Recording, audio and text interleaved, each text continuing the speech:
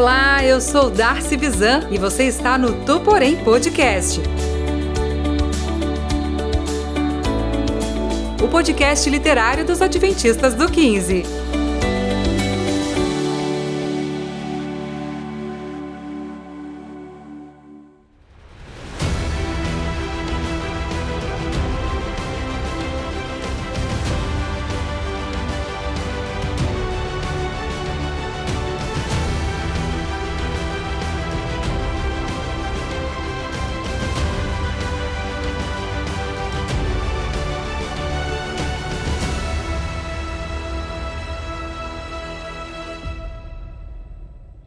Bom dia, boa tarde, boa noite, meus queridos amigos. Como vocês estão?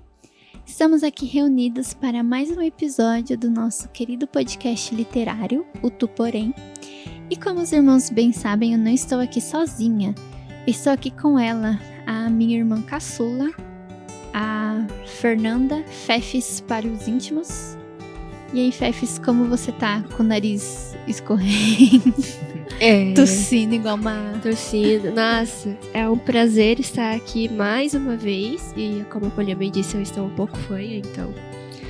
Enfim, mas é bom voltar aqui para mais um episódio.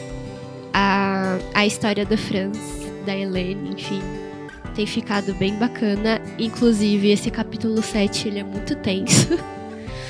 Mas, bom, a gente vai comentar mais pra frente. E também está aqui o Samuca. Ele que super topou participar aqui com a gente. Tá trazendo comentários bem pertinentes. E aí, Samuca, como você está? Olá, Fernanda. Olá, irmãos. Tudo bem? Estou bem. Estou feliz aqui por estar com vocês. Mais um episódio. E aqui ao meu lado tenho a esposa do Eric, a Paulinha. Olá, Paulinha, tudo bem? Tudo bem, Samu? Muito bom estar participando de mais um episódio com vocês. E é isso aí, vamos lá, vamos comentar mais um pouquinho desse livro maravilhoso.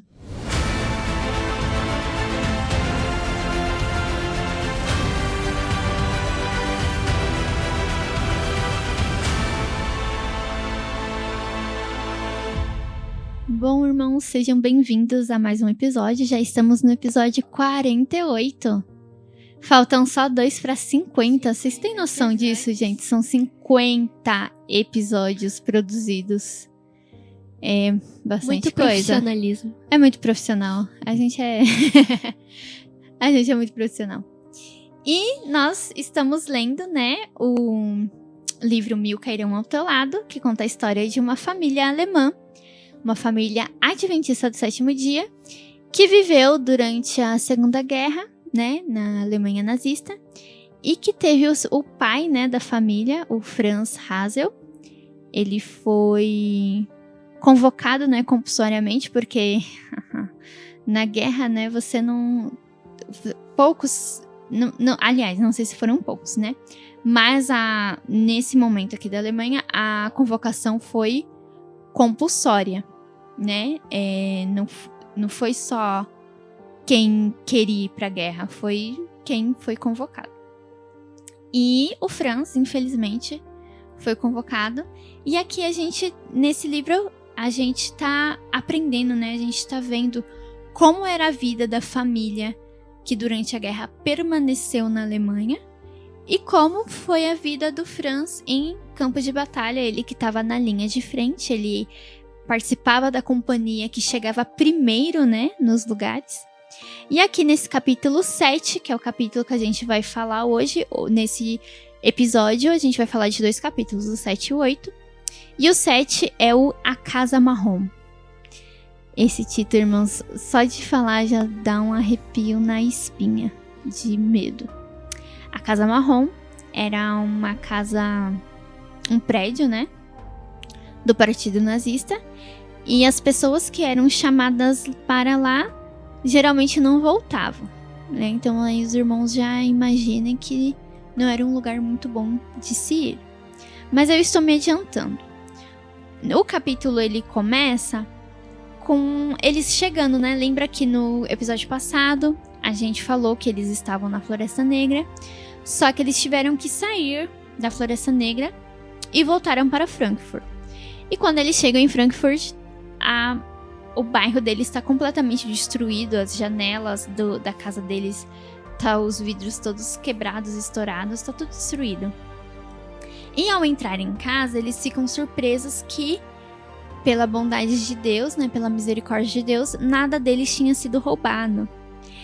E aí, né, o Gerd, né, que era pequenininho, ele fica, né, fala, nós estamos na proteção de Deus, porque nós somos adventistas, então Deus nos protege.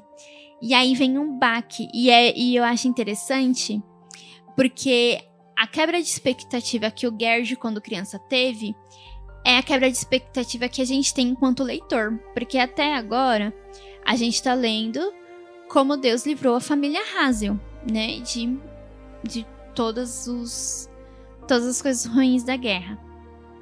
Livrou, né, em certas medidas. E aí, nesse capítulo, a gente tem a notícia, né, a Helene fica sabendo que 80 membros da igreja que ela frequentava morreram em um bombardeio, né, que teve ali na cidade chamada Darmstadt. Eu não sei bem se é uma cidade ou se era um bairro, não. Mas a maioria dos adventistas desse lugar, nesse bombardeio, infelizmente morreram. E cerca desses adventistas, né, 80 eram da congregação da igreja que a família Hazel frequentava. E aí vem aquela quebra de expectativa em todos nós, né? Porque nós achamos que por sermos adventistas ou porque nós fazemos determinadas coisas, Deus tem os seus preferidos, né? Ele salva um e rejeita outros. Há muitos debates filosóficos, teológicos, né? Em torno disso, que alguns acreditam que Deus tem os seus preferidos. Só que a gente sabe que não é isso, né? O pecado invadiu o mundo e as decisões que as pessoas tomam, decisões pecaminosas, afetam a todos, né, de maneiras diferentes. E não é que Deus prefere uns, Deus preferiu a família Hazel e os outros 80 pessoas adventistas ele não preferiu, não é nada disso. Mas é que o mundo, ele é tão podre de pecado que cada um de nós vai passar por suas próprias lutas, por sua própria história. E eu destaquei uma frase que a Helene fala pro Gerd, né? Porque o Gerd, enquanto criança, ele não entendia isso, né? Ele não entendia como que Deus poderia ter deixado tantos adventistas assim falecerem. E a Helene fala o seguinte pra ele, eu achei muito bonito o que ela diz. Ela falou o seguinte, tá na página 58. Dor e tragédia podem sobrevir a qualquer um, bom ou mal. O que é necessário é acreditar que Deus nos ama, não importa o que aconteça. Conquanto que sejamos seus filhos, não importa se vivemos ou morremos, porque, no final, todos moraremos com Ele no céu. Então, eu achei essa frase muito bela, porque é isso. Infelizmente aqui, pessoas más e pessoas boas vão sofrer as mesmas consequências péssimas do pecado. Só que nós que acreditamos na salvação em Cristo Jesus, nós que acreditamos na graça, a gente tem tranquilidade, porque se vivemos ou morremos, fazemos isso para a glória de Deus, né? Como diz o verso bíblico. Então, logo tão cedo, tão criança, ali, não só o Gerd, né, mas os outros filhos da Helene já estavam aprendendo isso, que quer vivamos, quer morramos, que seja tudo feito para a glória de Deus. E se acreditamos em Cristo, se acreditamos na salvação, o morrer é lucro, né? Como diz Paulo, né? Como é o verso? Viver é Cristo. Viver é Cristo e morrer é lucro. Porque a gente que já está salvo, né? A gente que já crê na salvação, é só aguardar Jesus voltar. E aí todos esses adventistas nossa oração, né? A gente não sabe, mas não só esses adventistas, todas as pessoas na guerra que eram pessoas sinceras, que seguiam a Deus e acreditavam em Jesus, no sacrifício de Jesus. Todas essas pessoas, não só que morreram na Segunda Guerra, mas ao longo de todos os anos desse mundo, né? Quando Jesus voltar, todas elas vão ressuscitar e todas elas vão encontrar com Jesus nos ares. E seremos todos transformados. Então, é isso, assim. Esse capítulo eu acho que é um dos mais tensos, né? Que já começa com essa quebra de expectativa. E aí, quando você lê a primeira vez, é uma angústia atrás de angústia por conta dessa casa marrom. E eu vou passar aqui, como sempre, né? Eu falo muito. Vou passar a palavra aqui para os meninos falarem um pouco o que eles acharam desse capítulo. A Paulinha falando aqui agora, eu lembrei que quando eu estava fazendo a leitura, não só desse capítulo, mas do livro em si, eu coloquei um videozinho com a leitura, né? A moça lendo e eu lendo junto. E a todo momento, assim, quando tinha uma palavra assim, uma repreensão, alguma coisa assim da mãe para as crianças, e alguma coisa mais profunda, assim, falando, a moça, ela se emocionava e eu me emocionava junto. E eu lembrei disso agora, da forma que a Paulinha estava contando. Logo depois dessa situação, né, que a Helene explica pro Gerard, enfim, ela acaba encontrando com aquele senhor During, eu acho que se fala assim, que é do partido lá nazista, e aí ele fala, talvez você tenha resolvido filiar-se, né, ao partido nazista, e a Helena é bem clara, ela não tem admiração pelo partido e eu não tenho interesse em me filiar. Então, ela não me incomode novamente e pare de me encher o saco, né, pra não dizer outra coisa. Mas, ela dizendo isso, ele acusa ela, né, de ser simpatizante dos judeus e diz que ela vai se arrepender disso. E é aí que,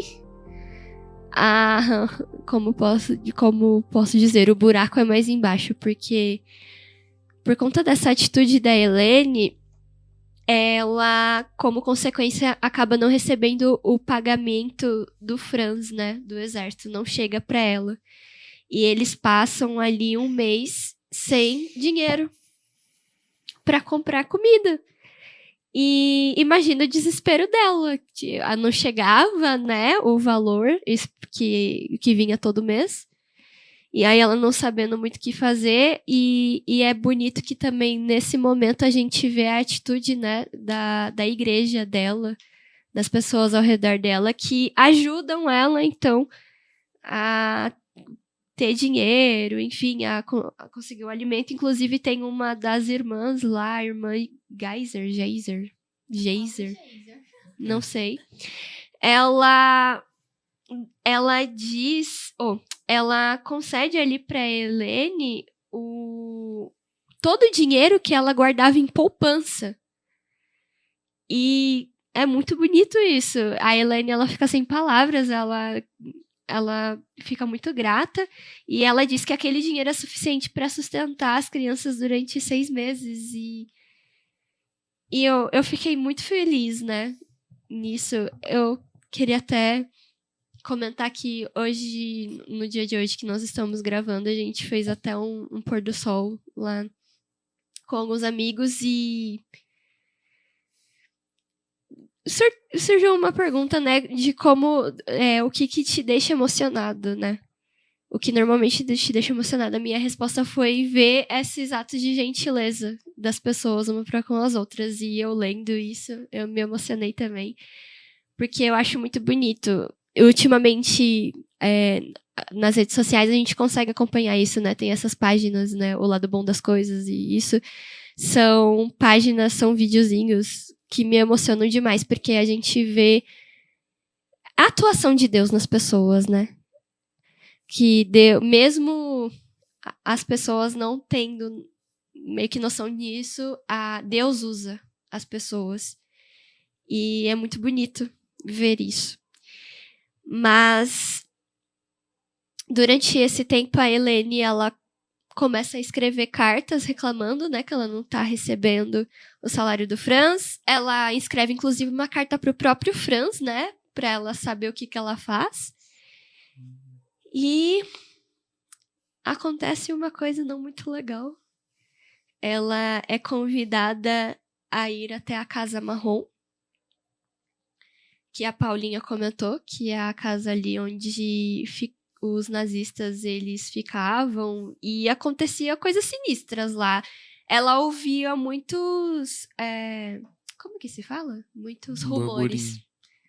Muitos burburinhos, rumores do que acontecia ali, de que eles faziam muitas atrocidades, e a Helene fica com medo. E é aí que o capítulo começa a ficar bem tenso. A Helene começa a preparar, né, as crianças, e ela fala para cada um que é possível dela não voltar.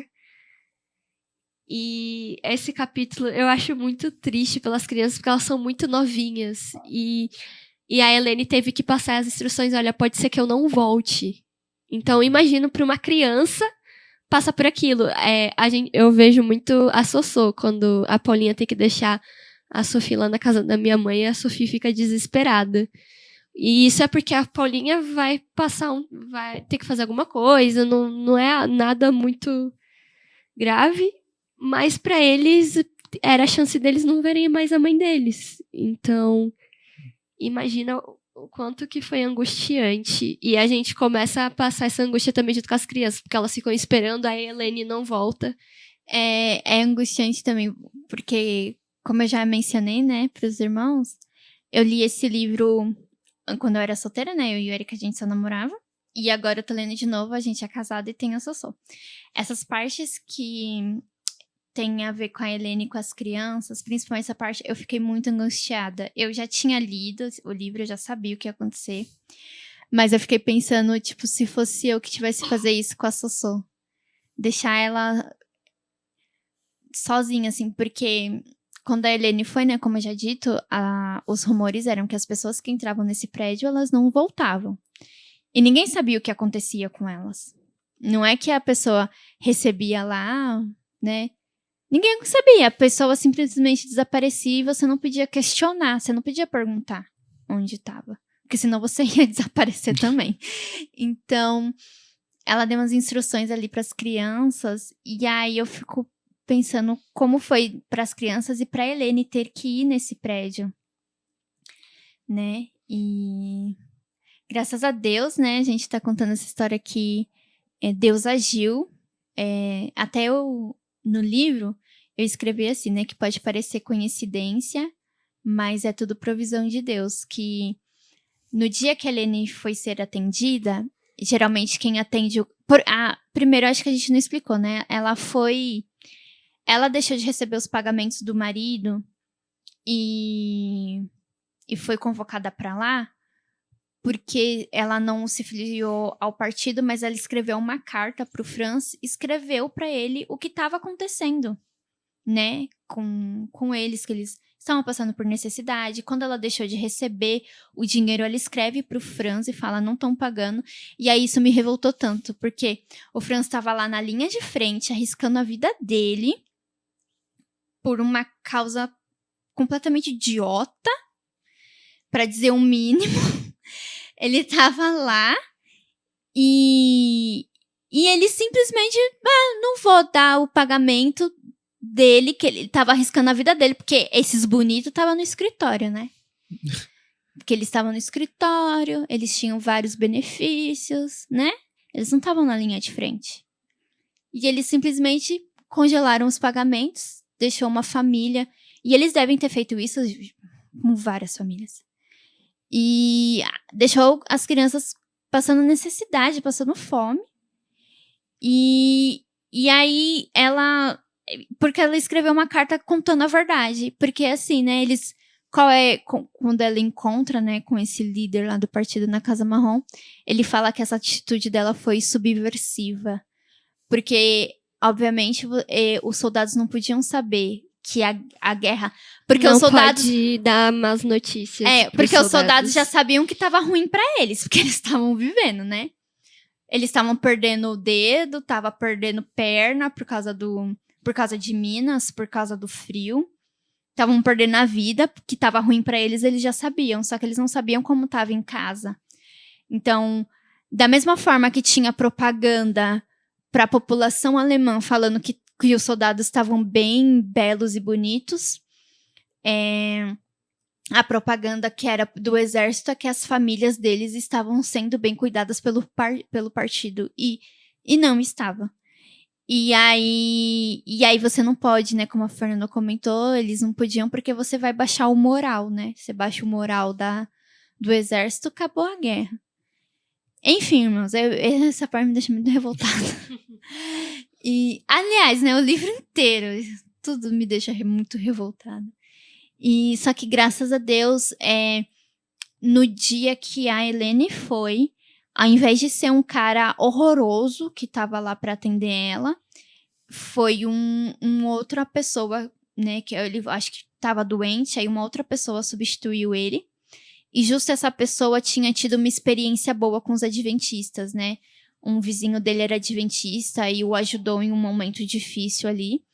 E aí, quando a Helene se apresentou como adventista, ele pega e retoma, fala que vai retomar os pagamentos. E aí a vida, entre muitas aspas, a vida dela volta um pouco ao normal, né? Porque ela volta a receber. Ela recebe os pagamentos atrasados do Franz, e aí ela consegue devolver o dinheiro para as pessoas, né? Que emprestaram o dinheiro para eles. E depois ela consegue, né, com o salário dele, ter uma vida ali, ter o mínimo do mínimo. Porque também, irmãos, o salário do Franz também não era um salário que eles não viviam confortável. Eles passavam por necessidade com o salário, e sem o salário era pior ainda, né?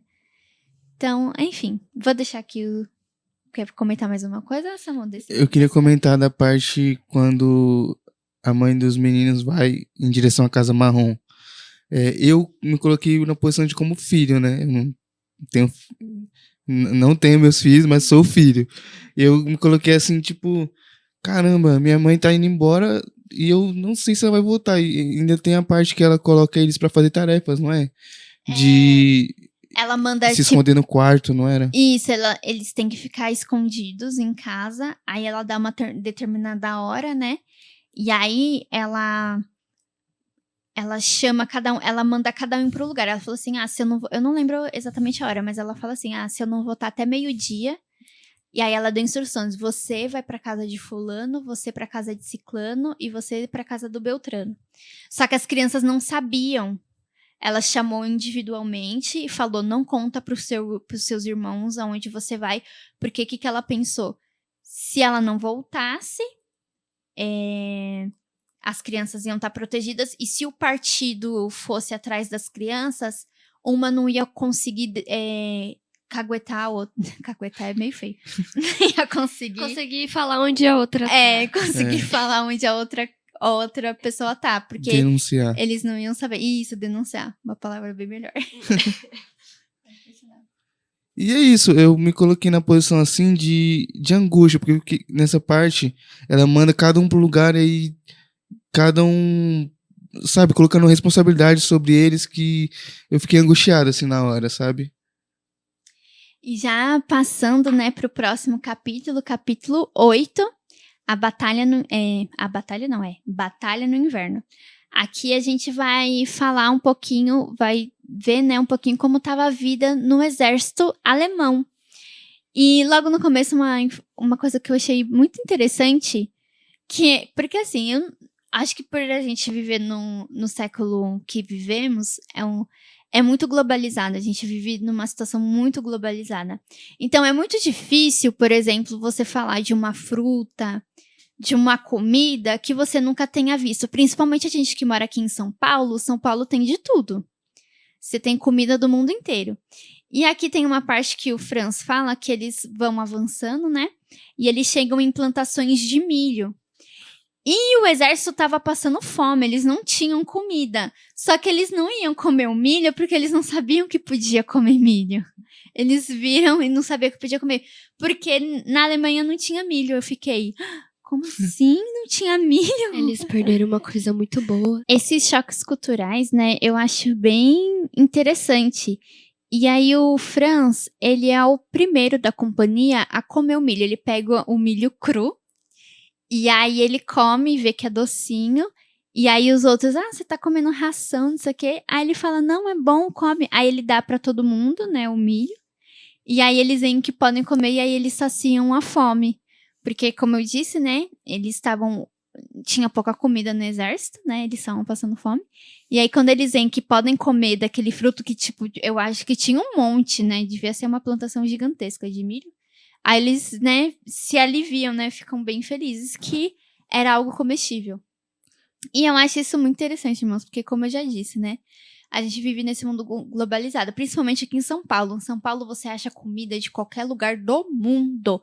Você não precisa ir no país para comer alguma coisa. Se você tá em São Paulo, você vai achar, você vai comer. Isso é muito legal. E nesse capítulo, o que vocês têm de destaque para falar aqui pra gente? O engraçado, assim, é que os soldados ainda caçoam do Hans, né? Seu comedor de milho, comedor de cenoura, tá aí de novo? O que você tá fazendo aí? E mais pra frente a gente vê que também eles caçoam dele e eles acabam comendo a comida, sabe? Aquela coisa de não botar fé na pessoa, né? Sim, e a gente vê aqui também mais uma vez, né, os desafios de ser soldado em climas em temperatura muito baixa. E o desafio que eles têm que passar. Um dos episódios que eu achei interessante é que o Franz teve ali com o sargento Neuhaus.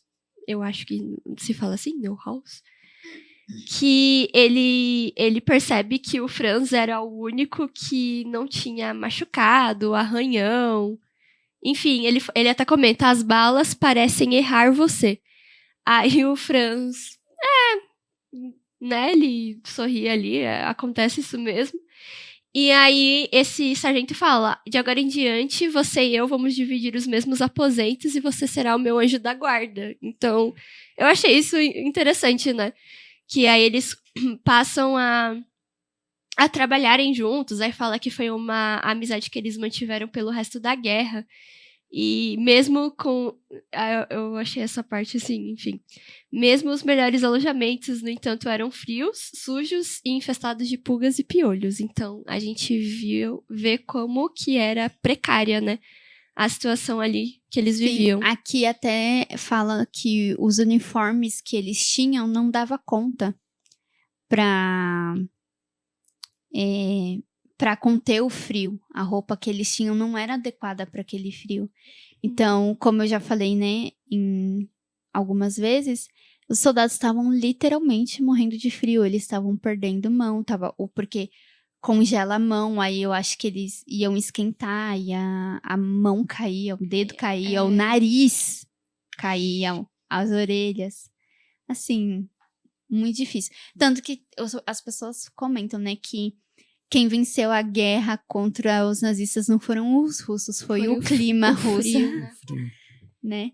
Claro que não é verdade, obviamente o clima ajudou e muito nessa derrota do exército, mas o exército soviético e tanto também Estados Unidos, enfim, os aliados, eles conseguiram conter, né? E aqui, irmãos, nesse capítulo, a gente começa também a ler o que o Franz fazia nessa companhia, porque nesse momento a polícia especializada nazista, que era a SS, começa a meio que acompanhar a companhia do Franz. Então, como é que era? A companhia 699, né? Que era do Franz? Uhum. Não, ou 669. Não lembro. 699. 699. É, isso aí. Então, essa companhia, eles iam na frente, como a gente falou, preparava a estrada, né? Fazia pontes, tudo. E chegou em um determinado momento que a SS começou a chegar um pouco depois deles. Então, eles chegavam primeiro, uns dias depois, a SS ia para lá. E a SS fazia o quê? Ela ia nos vilarejos, nas cidades, pegavam todos os judeus que encontrassem e executavam esses judeus. E aí, quando o Franz viu que isso estava acontecendo, o que ele passou a fazer? Ele ia na frente, né? Assim que ele chegava na cidade, ele ia na frente, ele avisava: se você é judeu, foge, porque a SS tá vindo e eles matam todos os judeus. E aí ele dá até a descrição do uniforme, né? Ele fala que o uniforme da SS era preto, com o crânio e ossos cruzados no cap, para eles diferenciarem, né? Um soldado como o Hazel, né? Que ele era um soldado comum, dessa polícia. Não é bem uma polícia. Tem um nome aqui em alemão que eu não vou saber pronunciar, que é Schutzstaffel. Eu não sei. É uma polícia especial, né? Uma polícia de elite. É SS. E aí, ele explica isso para as pessoas. Ele fala: se você é judeu, foge. E ele falava: não pega nada, você não precisa de nada, você só foge. Só que, infelizmente, alguns não acreditavam nele, né? No aviso dele. E ficavam. E aí, a gente tem a descrição de uma cena, assim, muito horrível. Que é uma cena que, assim, ela tá presente em todos os filmes que retratam a guerra. Que é... irmãs, eu não vou falar porque tem no livro. É uma cena muito ruim, que é quando a SS vai executar esses judeus. E eram homens, mulheres, crianças, bebês. E simplesmente por eles acharem que os judeus não mereciam viver, eles executavam a todos a sangue frio. E é uma cena, assim, muito pesada, muito triste.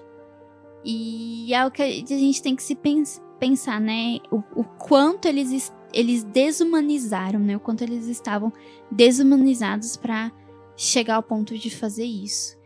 E a esperança que a gente tem é que Jesus, né? Deus vai trazer juízo sobre todas essas coisas.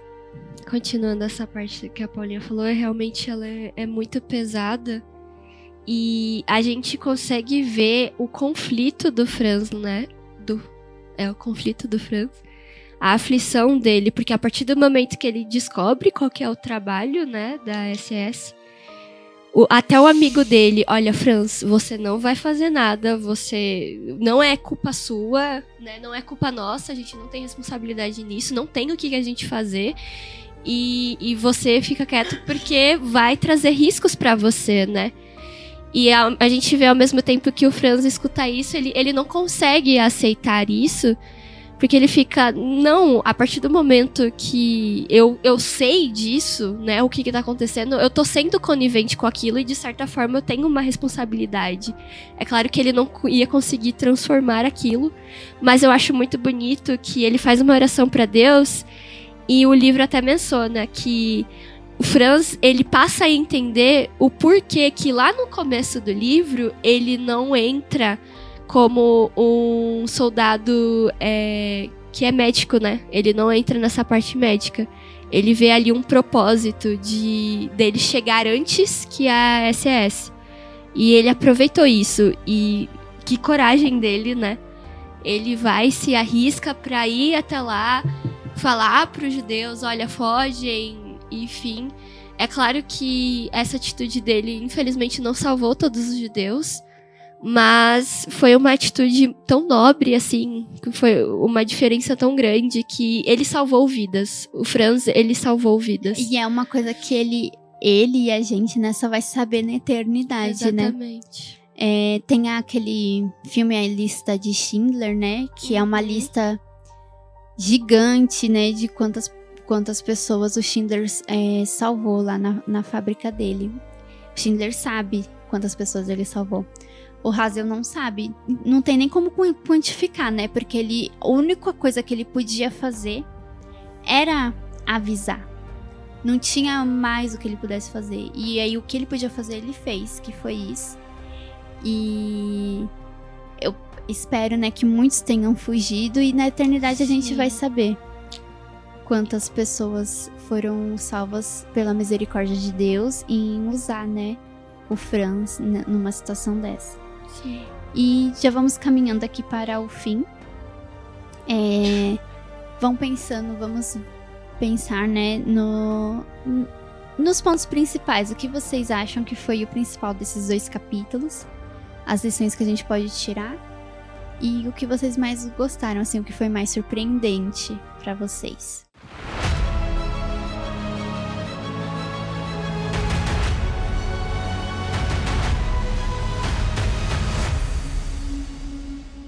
A parte que eu mais gostei dos capítulos foi justamente a parte da Casa Marrom.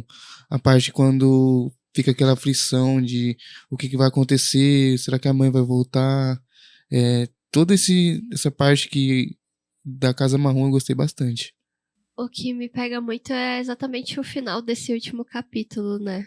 Que a gente vê a angústia do Franz e eu fico imaginando como ele passou, né? Porque, ao mesmo tempo, é uma situação que ele não tinha muito o que fazer.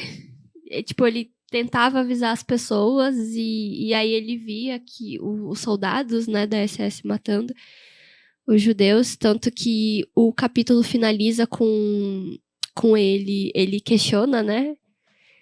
Vocês estão matando pessoas inocentes, por que vocês estão fazendo isso?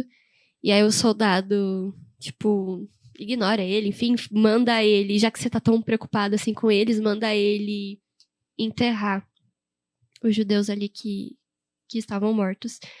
E teve um dos judeus que ele ouviu, né, um gemido lá, e ele vai atrás, ele pega o judeu e a gente tem que levar ele pro hospital, pro médico, tem que salvar ele. E os soldados, como assim você tá querendo salvar um judeu? A gente tá querendo exterminar eles, não salvá-los. E acontece uma coisa horrível, né? O soldado termina de matar aquele judeu. E aí os soldados amigos do Franz, né, a própria companhia 699, eles veem a situação e o capítulo encerra nisso. O tenente lá, Franz, eu sabia que você estava envolvido nisso, essa foi a gota d'água, e você... Enfim, a gente entende que alguma coisa vai acontecer com o Franz, né? O capítulo termina desse jeito. E que angústia, né? E enfim, mas eu acho muito bonito e nobre a atitude do Franz dele continuar insistindo em seguir os ensinos de Cristo e arriscar a própria vida, né? Que se Cristo arriscou a vida por tanta gente, nossa atitude como cristãos também deveria ser essa, né? Enfim, é muito bonito.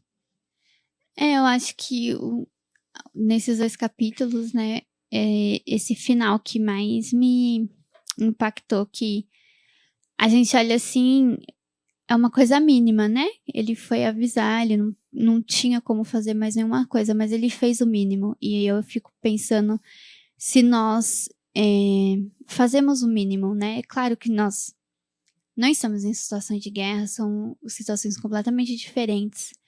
Mas eu fico pensando, será que para ajudar as pessoas eu faço o mínimo?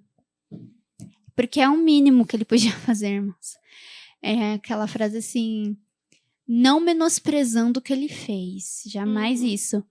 Mas era o mínimo, era o que ele tinha que fazer. Ele podia ter ficado quieto, ele podia ter ficado como quieto, o amigo dele disse. Exatamente, ele podia ter ficado quieto, ele podia ter se isentado, ser um isentão, né, que a gente fala.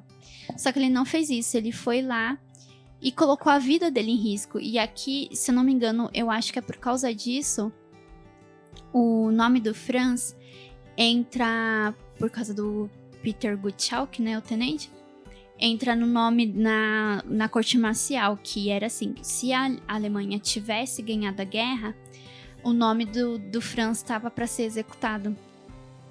E, se eu não me engano, acho que foi por causa disso. E termina desse jeito, irmãos. A gente não sabe o que vai acontecer. O tenente ameaça eles realmente... A inimizade que eles já tinham, assim, chega no ápice. E a gente simplesmente termina o capítulo assim. Sem saber o que vai acontecer com ele. Então, eu acho que a lição de vida dessa família a gente tem que fazer o mínimo, né? Em determinadas... Em diferentes situações. Tem momentos que a gente tem que fazer o máximo, tem momentos que a gente tem que fazer um pouco. Até aquela frase, né? Se a gente é fiel no pouco, a gente vai ser fiel no muito também, né? Então é isso. Vamos encerrar aqui o nosso episódio de hoje. Que os irmãos tenham sido, né, edificados com isso, que Deus tenha tocado o coração de vocês de alguma maneira. Não deixe de curtir, de comentar e de compartilhar o nosso podcast com as pessoas que você conhece. Se inscreva aqui no canal Adventistas do 15, no nosso canal aqui no YouTube. Lá no Instagram a gente tem uma página também, que é o @tuporém.podcast. Nos siga lá. E lá que a gente posta algumas outras coisinhas também. E é isso, irmãos. Espero que vocês fiquem com Deus, tenham uma ótima semana. E até semana que vem. Tchau, tchau.